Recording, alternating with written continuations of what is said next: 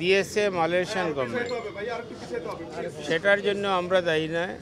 বর্তমান সরকারের মাননীয় প্রধানমন্ত্রীর প্রতি কৃতজ্ঞতা প্রকাশ করে বলতেছি, মাননীয় প্রধানমন্ত্রী অত্যন্ত আন্তরিক এবং প্রবাসে কর্মী প্রেরণের ব্যাপারে, দক্ষ শ্রমিক প্রেরণের ব্যাপারে, এবং আমাদের কাছে যে সময় ফাইল এসেছে আমরা সেই ফাইলগুলা মন্ত্রণালয়ের সচিব সাইন করে দিয়েছে।